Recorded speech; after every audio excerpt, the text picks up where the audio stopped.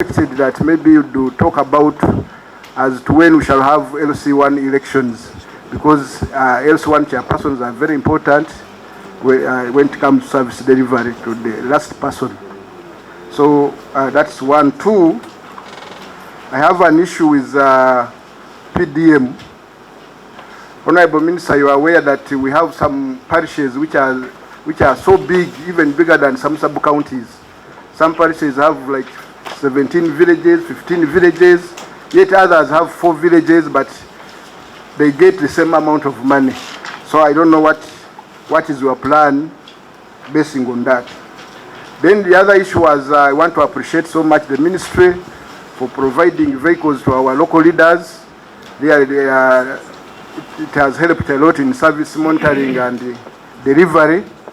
Though I want to, we have got reports. I don't know whether it was a good timing to give out these vehicles when people are already in campaigns, when the serving leaders are already in campaign, when the term is almost over. We have got reports that some unpatriotic leaders who lost the election, they are misusing these vehicles. So I don't know what is how we're going to help us to ensure that these cars are being handed over to the incoming leaders in a good mechanical condition.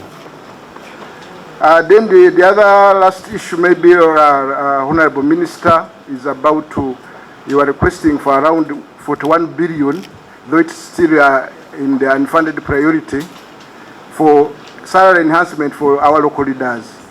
So I don't know, I think it is very important if you increase the salaries for teachers and the soldiers, security officers. It is also important also to think about our local leaders. I'm also interested in knowing the details. If you are talking about 41 billion, but how is the LC1 going to benefit in case we push and we get the funds? By how much are you going to increase the LC1 leader's salary? He gets 10,000. So I'm interested in knowing how much are you in your proposal. The LC3 is getting around 400,000. In your proposal, in your budget, what is your plan? By how much are you going to increase the LC3's salary? So I'm interested in those details. I thank you so much. Now it's time for my colleagues to also come in and raise their issues. Cabinet, guided by His Excellency the President,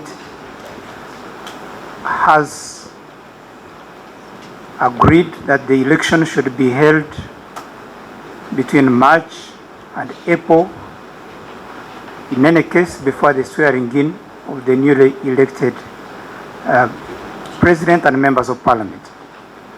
At the moment, the matter is between Finance and Electoral Commission.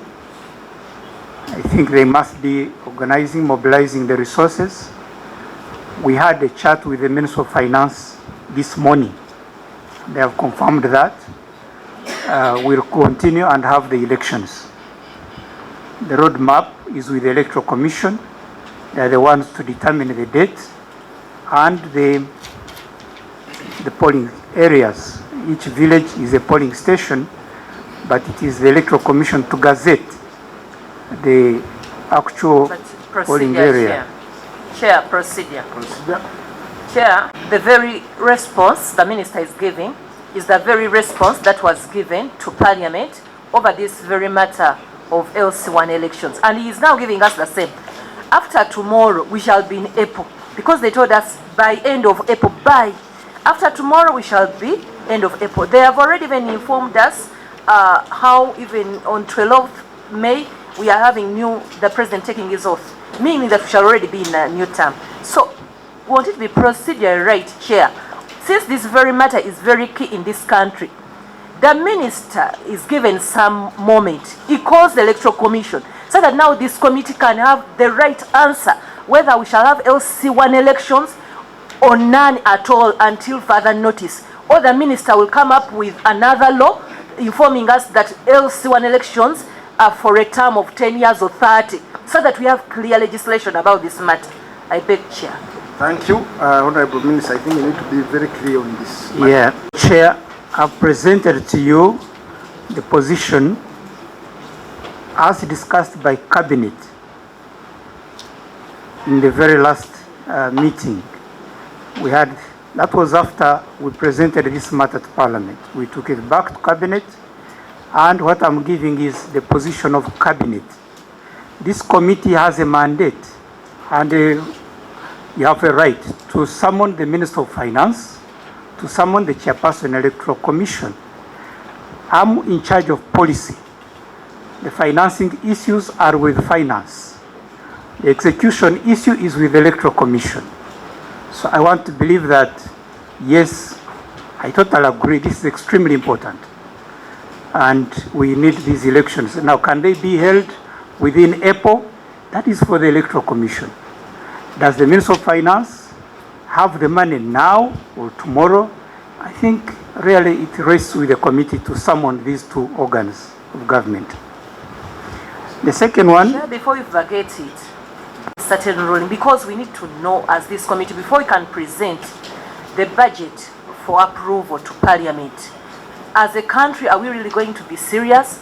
If the minister proposes that now it gets back to Minister of Justice, who takes the Electoral Commission, or if it means us deciding the finance, calling the Minister of Finance, let's have a resolution on this matter as this committee, because the country is waiting. We are told end of April is coming, and we don't see any preparation. We don't see any money attached. Last time we heard that they have allocated 56 billion. Can we see that program? Can we be sure? Clarification? You answered very correctly in the question. But in the event that the April elections are not there, have we made provisions in this budget for the elections of LC1s in the event that the elections have not taken place now?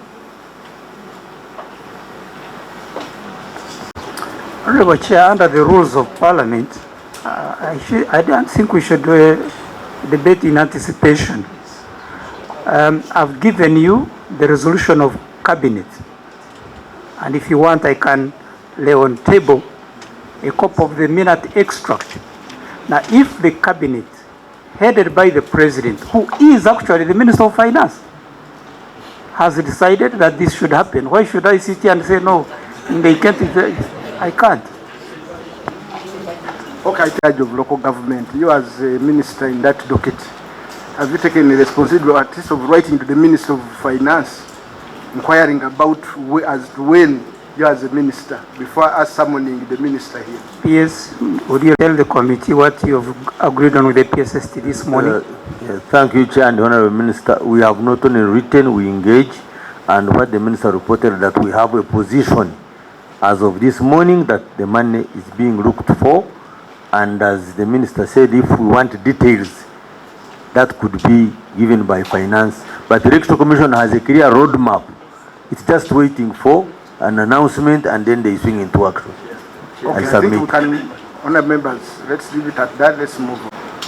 A very important question, the big parishes, especially in the urban areas like Wakiso, like Kampala, where you have big population, and also some parishes are big in terms of expanse.